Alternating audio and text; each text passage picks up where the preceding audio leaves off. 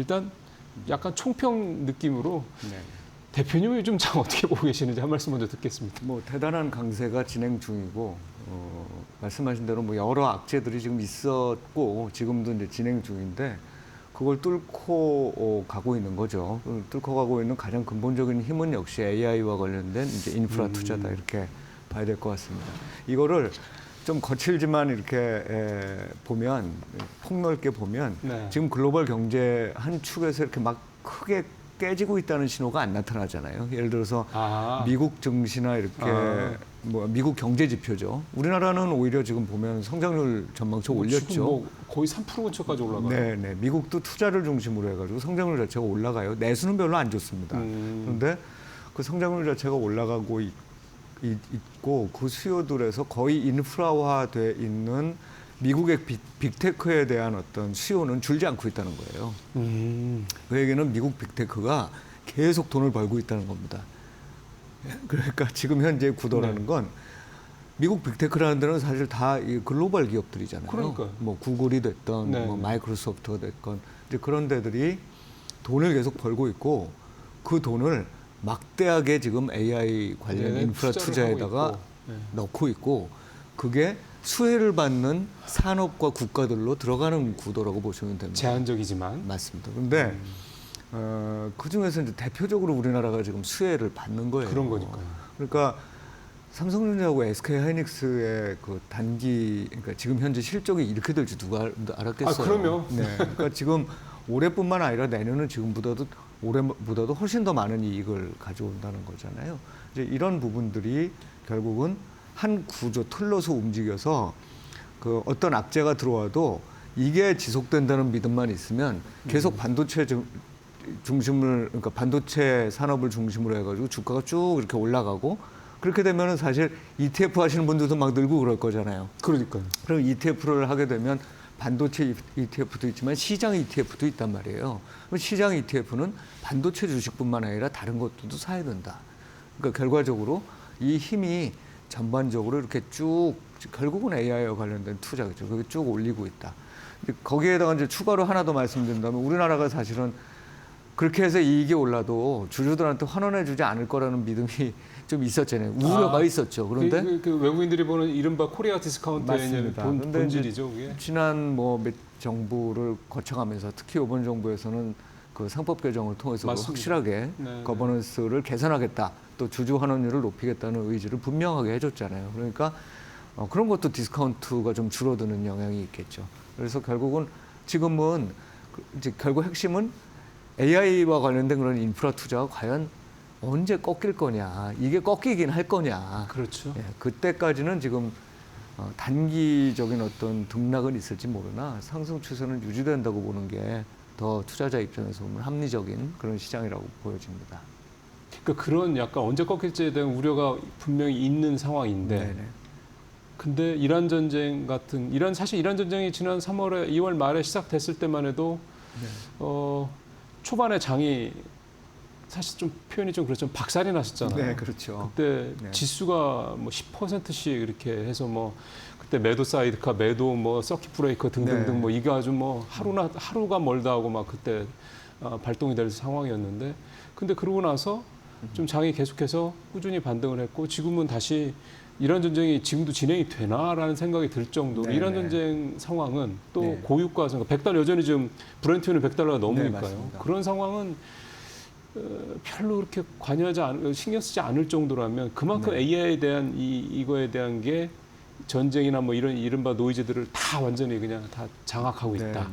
그렇게 봐야 되는 거군요. 그렇죠. 그러니까 이제 처음에 그거는 상호작용하는 걸 테지만 기본적으로 처음 전쟁이 났을 때는 이 전쟁이라는 게 장기화되고 유가가 급등을 하게 되면 아까 제가 말씀드렸던 그 구조가 깨질 거라는 우려가 생겼었던 거죠. 그렇죠. 예를 들면 초반에. 그 구조가 깨질 수 있는 가장 큰 어떤 뭐랄까요 그 취약점이랄까 그거는 글로벌 수요가 줄어들면서 그 빅테크들이 돈을 못 버는 거예요. 그러면 돈이 부족해지고 그런데 그 와중에서 그럼 외부에서 자금을 조달해야 되는데 유가가 오르고 금리가 많이 오르게 되면 조달 코스트가 올라갈 거잖아요. 그러면 전반적으로 나는 해야 되겠다고 생각을 하지만 이거 정말 죽을 것 같으니까 그 부분을 좀 줄여야 될 수도 있겠다라는 우려가 이제 확 갑자기 퍼졌던 글쎄. 거죠. 근데 이제 전쟁이 진행되면서 두 가지 양상이 벌어졌잖아요. 첫 번째는 생각보다 유가가 별로 안 올랐다는 거예요.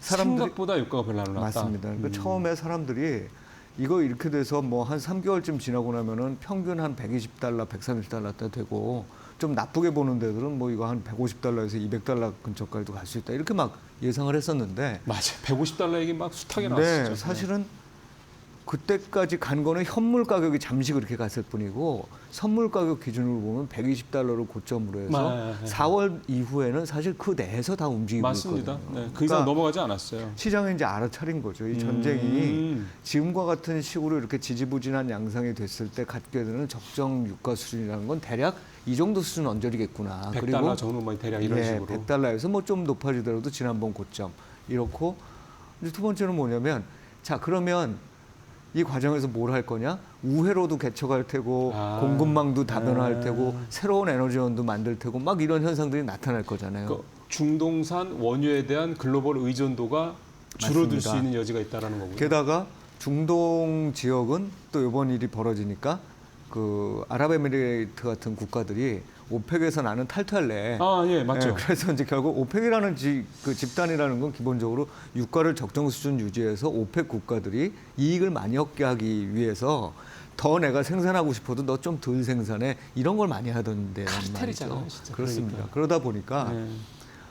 여기서 이제 불안한 움직임이 보인다는 거는 이게 각 나라들이 생산량을 막 늘리기 시작하면 전쟁이라는 게 이 좀 완화되고 이 호르무즈 해협이 풀리고 나면 유가가 빠르게 떨어지는 거 아니야? 네. 그러면 지금 현재 할 수 있는 의사결정 중에 하나가 그럼 재고를 내가 막 비축해야 되는 상황이 아니잖아. 이러는 거죠.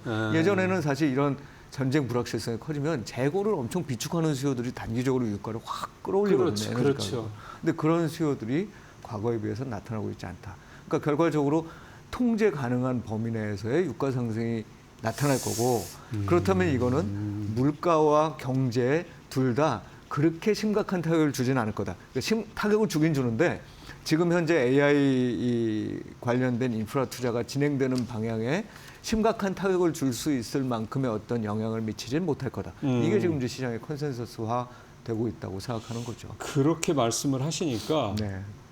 최근에 월가에서 유행하는 단어가 나초래입니다. 나초. 네네. 나로 찬스 호르무즈 오픈스. 그러니까 이게 한마디로 얘기하면 호르무즈 개방 안 되는 게 잘 안 될 것 같아. 뭐 이런가. 네. 조기에 호르무즈 해협이 개방이 돼서 이제 원유 항행이 순조롭게 이어질 거라는 기대치가 이제 많이 줄어든 그거라고 하는데 네네네. 결국 이것도 결국은 거꾸로 얘기하면 네. 중동 그다음에 원유 이런 기존의 어떤 의존도 그다음에 뭐 어떤 주목도 네. 그에 따른 파급 영향 등등등 이런 것들이 이제 과거와는 분명히 달라졌다라고 시장에서 판단하고 있다는 네, 거고요. 지금 말씀하신 대로 그런 얘기들이 나온다는 것 자체가 사실은 호르무즈 해협이 봉쇄되면 굉장히 큰 타격이 있을 거로 나도 생각을 했고 그러니까요. 지금도 장기화되면 타격이 당연히 지금보다는 있겠죠. 그런데 그 위에 이제 변수들이 들어가게 되는 거죠. 그러면 과연 6월달, 7월달 정도쯤까지도 다시 한번 유가가 엄청나게 오르는 그런 형태의 어떤 공방이 이어질 거냐. 근데 그거에 대한 예상을 안 하는 거죠. 그러니까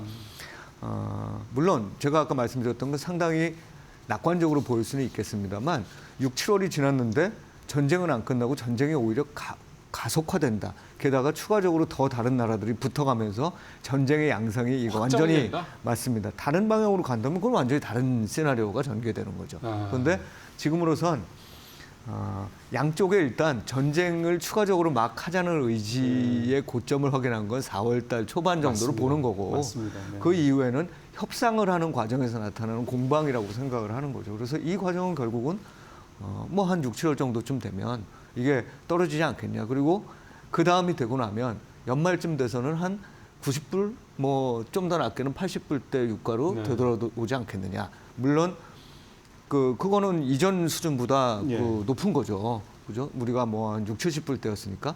근데 그거는 뭐 그 정도뿐이 안 올라간다고 보는 건 그럼에도 그 정도뿐이 안 올라간다고 보는 건 올해가 사실 원유 시장에서는 원유가 과잉 공급된다는 우려가 많았던 시장이었었어요. 그러니까 전쟁이 안 전쟁이- 일어나면 사실은 유가가 더 떨어졌어야 된다고 보는 한 시장이었어요. 60불 정도 수준까지 네, 떨어졌잖아요. 그거보다 더 떨어진다. 떨어져야 된다고 생각하는 구도였거든요. 그러니까 이제 그런 모든 것들을 반영해서 지금 한 6, 7월 정도쯤 전쟁이 마무리되는, 그래서 네. 더 이상 이제 이 항행에 있어서 그게 막 이 기름이 못 나가고 하는 이런 상황이 좀 풀리게 되면 유가는 어쨌든 안정된다는 방향이 이 시장 참가자 전반의 생각인 것 같아요. 근데 그럼에도 네. 어쨌든 유가는 $100 전후의 고유가 상태인 건 분명한 거고. 네네. 그 전쟁 전에 비하면은 지금 한 40% 이상 올랐다고 하니까요. 떨어졌다고 해도 네. 고점 고점 대비. 근데 어쨌든 이게 인플레 상승 요인은 분명하지 않습니까? 맞습니다. 그럼 이렇게 네. 되면 미국 경제도 그렇고 글로벌 경제도 그렇고 앞서 말씀하셨던 것처럼 조달 코스트가 올라가는 것도 그렇고 등등등등 네네. 이 매크로 쪽에는 사실 좋을 게 없단 말이에요. 맞습니다. 그게 이제 결국은 무슨 얘기냐면 양극화라고 얘기할 수 있죠. 그러니까 어떤 이 지금 전체 경제를 놓고 보면 네.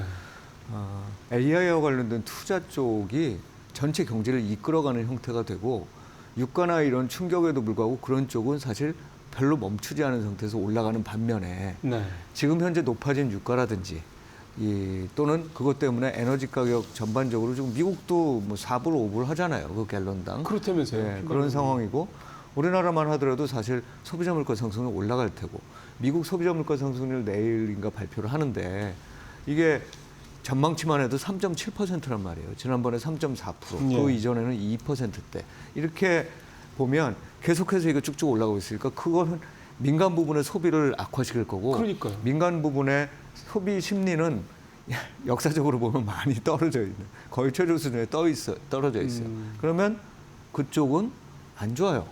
그런데 이쪽은 좋아요. 투자 쪽은 좋고. 대표적으로 우리나라 같은 경우도 반도체, 전력기기 관련 네, 이런 네. 업종들은 엄청 좋고 엄청 그쪽에 좋고. 있는 직원분들도 너무 좋아요. 네. 그런데 오죽했으면 뭐 성과급 더 달라고 파바하겠다고 할 정도 아니겠습니까? 나머지 부분에 있어서는 안 좋은 그런 부분들이 이게 굉장히 완전 많이 늘어나 있는 K자군요. 거죠. 네. 이렇게 돼 있는 거고 그게 글로벌리도 보면 우리나라 성장률이 주요국 중에서 1분기 때 거의 제일 높을 것 같아요. 분기 성장률이. 네. 네, 왜냐하면 1.7%였으니까. 근데 너무 높거든요. 이게 지금 수출이 너무 잘 되거든요. 네. 한 달에 지금 300억 불 이상 경상수지 흑자가 나요. 2달 연속이에요. 그것도. 맞습니다. 그러니까 경상수지 흑자가 그 정도 난다는 얘기는 1년이 지나면 이게 4천억 불이 난다는 얘기인데 이건 정말 우리 외환보유고 규모 아시잖아요. 그러니까 우리 외환보유가 4천억 조금 넘으니까 그만큼이 수출로 해서 경상수지 그게 흑자를 낸다는 경상수지 얘기잖아요. 흑자로 그만큼이 들어온다는 얘기니까 이건 엄청난 상황인데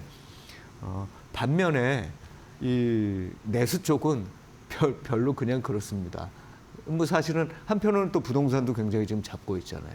그러니까 경기가 이렇게 좀 양극화돼서 나타나는 현상이 글로벌리도 우리나라는 수혜받는 국가니까 굉장히 성장률이 높아지는 방향으로 나오잖아요.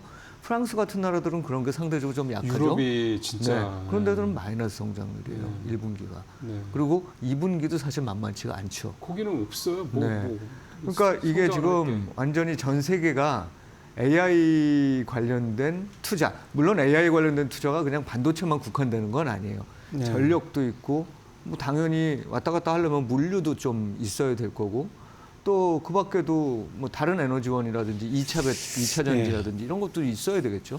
그러니까 확산이 이렇게 되긴 하는데 그 사람들이 정말 다 돈을 써주면서 이렇게 가지면 이렇게 가는데 지금 또 사람들의 많은 심리가 자산시장 쪽에 쏠려 있어요. 네, 그러다 그렇죠. 보니까 소비보다는 자산시장이 더 중요해진 시장이다. 그래서 지금의 이런 상황은 좀 이어질 수밖에 없고 그래서 말씀하셨던 높은 유가가 경제에 타격을 미치는 건 분명하다. 그런데 그건 내수에. 내수. 그래서 우리나라를 보면 전체 합쳐보면 성장률은 아마 상향 조정될 거다. 이렇게 봐야 되겠죠.